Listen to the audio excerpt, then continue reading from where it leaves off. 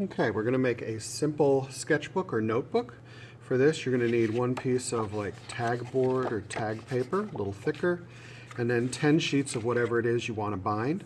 So I'm using line paper, but you could use plain paper to create a sketchbook. So 1, 2, 3, 4, 5, 6, 7, 8, 9, 10 pages.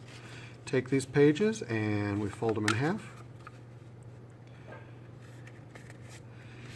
And you can use your tool, the awl, which is just a pointy screwdriver. Flatten it down.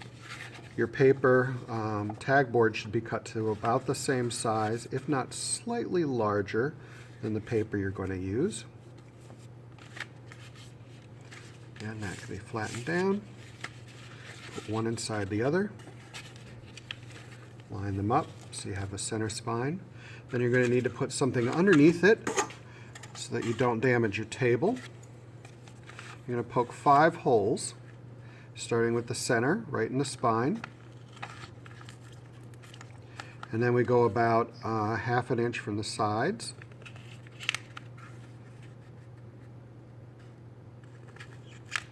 And then we go to the center of each of those areas, so between the middle and the end. And again from the middle and the end. So that gives us 5 holes. If you decide to use more, make sure you always have an odd number. Okay. Then we're going to take our next step, which I will pause for. Okay, we've removed the board, and now we have a needle and thread.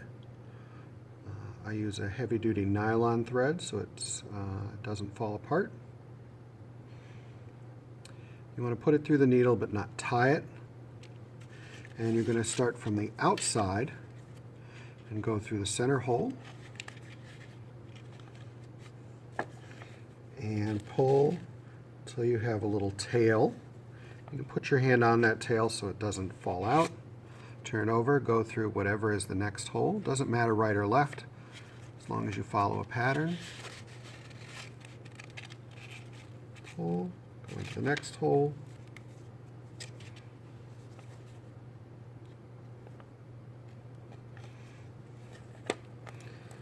Go into the next available hole.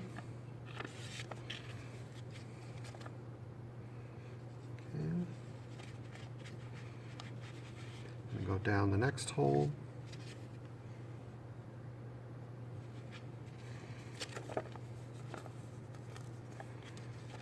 Continue through.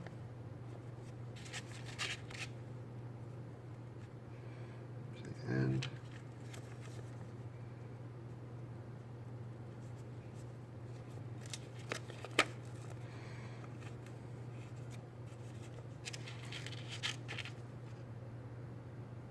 You'll know you're done because you have 2 tails on the spine.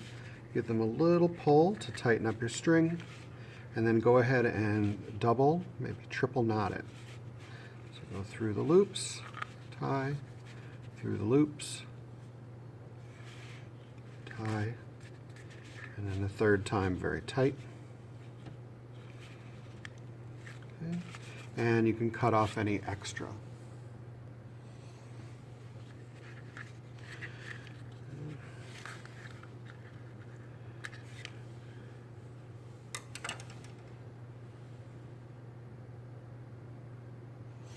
And you're going to find whatever paper you'd like to use to create a cover.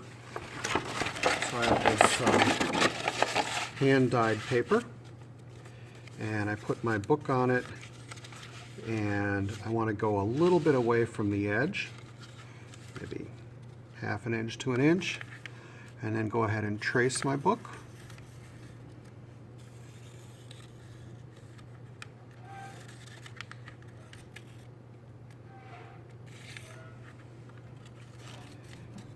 And I want to pay attention to where the middle is. So here's a middle, here's a middle.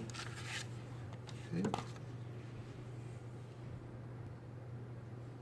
Then I can use a ruler to draw extra borders going around the other sides. This does not have to be measured perfectly. We just want to kind of sort of be a similar amount going all the way around like a frame. Then I go ahead and cut out that frame. Notice if you use the edge of the paper that's already there, you have less cutting to do. Okay. The next step is to cut off the corners right to the corner of the book. So do that to all four. With a straight across 45-degree cut. You do not need a protractor to figure it out. Just kind of cutting off the corner works. As long as the cut is straight, you're pretty good. And then we need to do a little V cut right to the spine.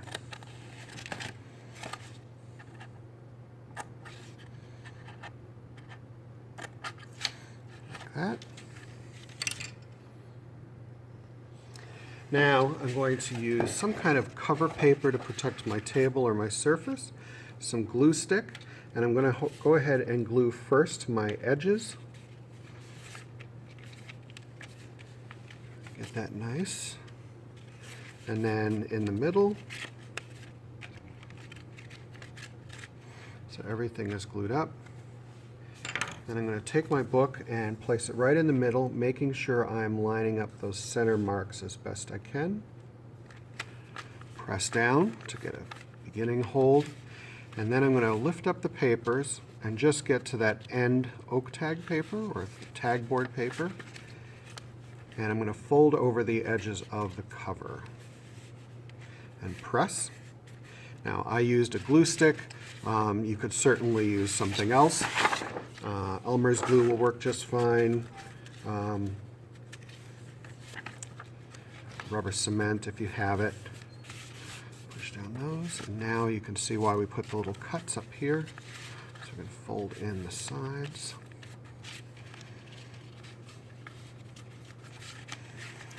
And the other sides.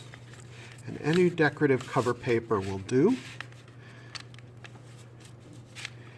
And you go ahead and close it up, and you can flatten it out. If you feel like you need to, you can give the inside a trim with either a paper guillotine or a razor, or you can leave it as is, depending on the level of your students and what you would like to do.